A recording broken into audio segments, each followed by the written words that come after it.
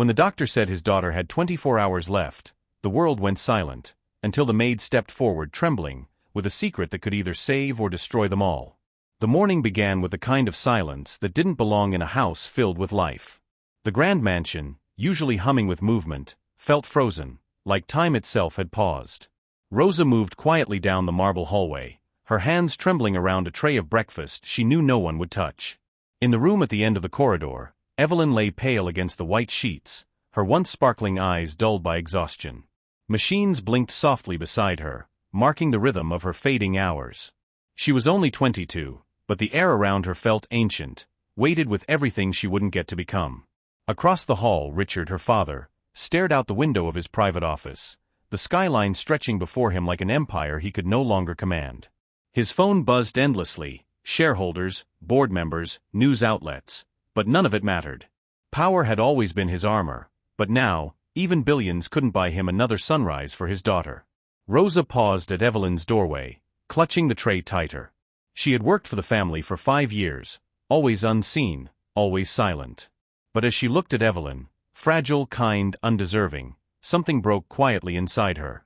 "Good morning, Miss Evelyn," she whispered, forcing a small smile. Evelyn turned her head weakly. "Rosa, don't look so sad.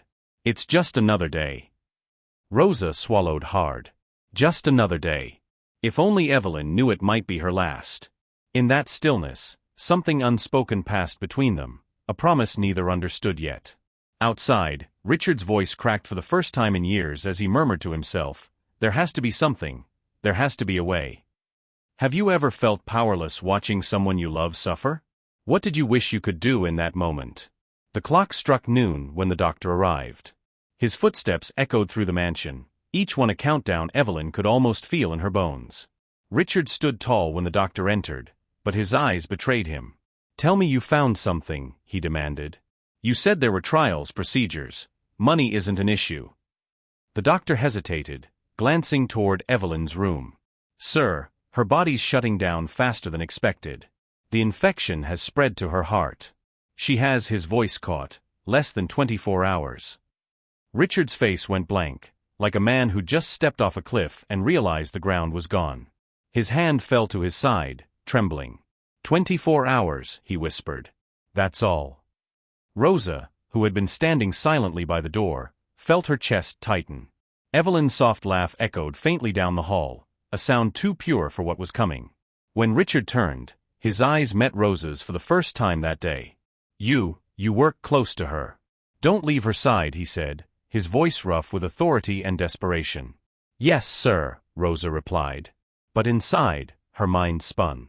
"There has to be a way. There has to be something I can do." Later, when the house grew quiet again, Rosa slipped into the small storage room behind the kitchen and pulled a worn envelope from her pocket. Inside was an old hospital card, one she'd kept hidden for years. Her name was once on a donor list. She hadn't thought about it since her own daughter's death. Her hands shook. Could she really? Back in Evelyn's room, the girl smiled weakly. "Rosa, will you stay until I fall asleep?" Rosa's throat ached. "I'll stay," she whispered. "Even if it costs me everything. If you had one day left, would you want someone to fight for you, or just sit beside you until the end? Tell me below." The house grew darker long before sunset. Curtains were drawn, phones silenced, footsteps softer, as though the walls themselves were in mourning. Rosa sat quietly at Evelyn's bedside, folding a cool cloth and pressing it against her forehead. The girl's breathing came shallow now, her voice barely more than a whisper. "Do you ever regret working here?" Evelyn asked suddenly.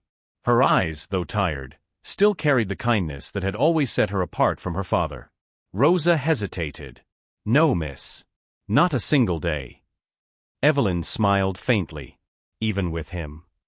Rosa glanced toward the door where Richard's shadow flickered in the hallway.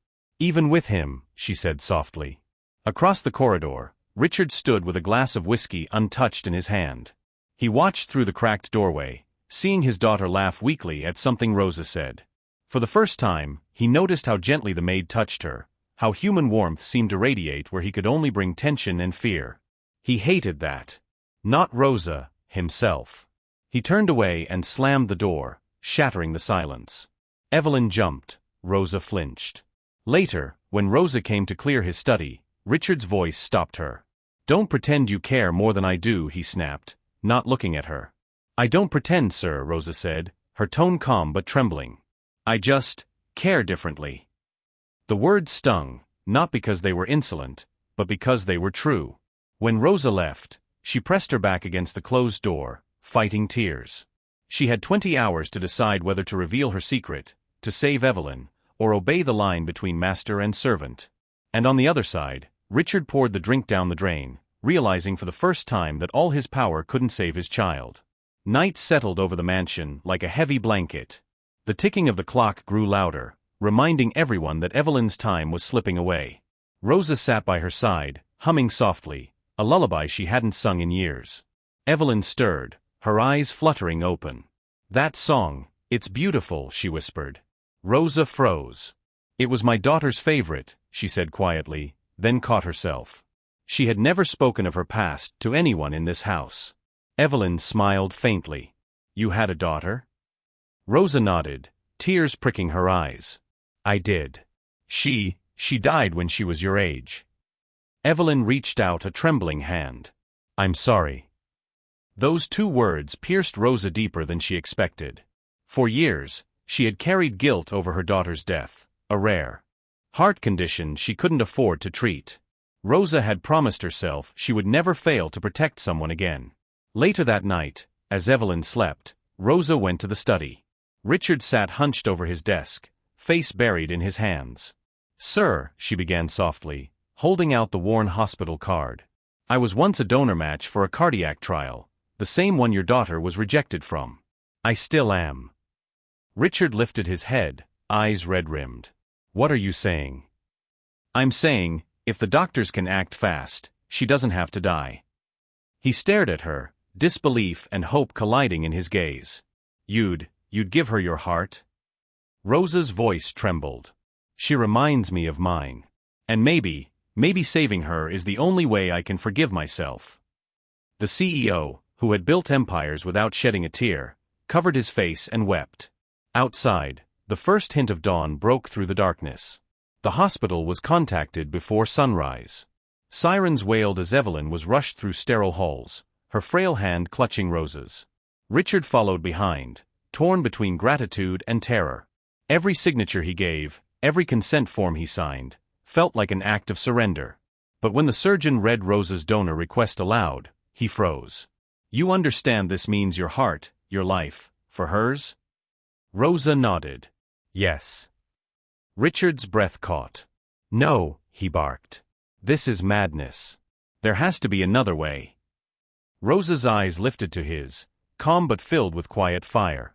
"There isn't. You've spent your life buying miracles, sir. Let this one come freely."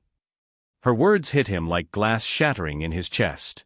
For the first time he saw her, not as a maid, but as a woman carrying more courage than he'd ever possessed. Evelyn's voice broke the moment. "Rosa, please, don't." The girl's tears slipped down her cheeks as she clutched Rosa's hand. "You've already given me enough. You've given me peace." Rosa smiled gently. "Then let me give you tomorrow." Richard turned away, fists clenched. Pride, fear, and grief fought inside him until finally, slowly, he sank to his knees. "If you do this," he whispered, "I'll never forgive myself." "Then forgive her," Rosa said softly, brushing a strand of hair from Evelyn's face. "She needs a father more than she needs regret." The room fell silent. Only the heart monitors kept time, ticking down the last moments of indecision. Finally, Richard nodded. Tears streamed freely now. "Do it," he said hoarsely. "Save my daughter." Rosa exhaled shakily. The choice was made. Outside the hors d'oeuvres, dawn broke wide and gold, like heaven holding its breath.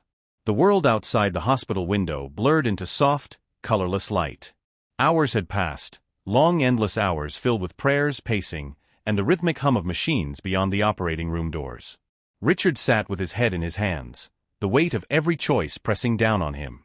Every boardroom victory, every ruthless deal, none of it mattered now. The only thing that mattered was on the other side of those sterile walls. When the doors finally opened, the surgeon stepped out, his mask lowered, his eyes heavy but soft. "She made it," he said quietly.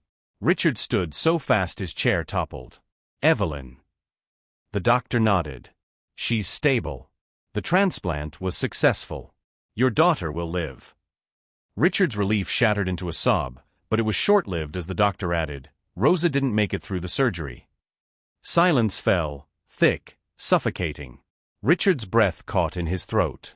He felt his knees weaken. The doctor handed him a small folded note. "She made us promise to give you this." Hands trembling, Richard opened it. "Tell her I'm sorry I couldn't stay to see her smile again.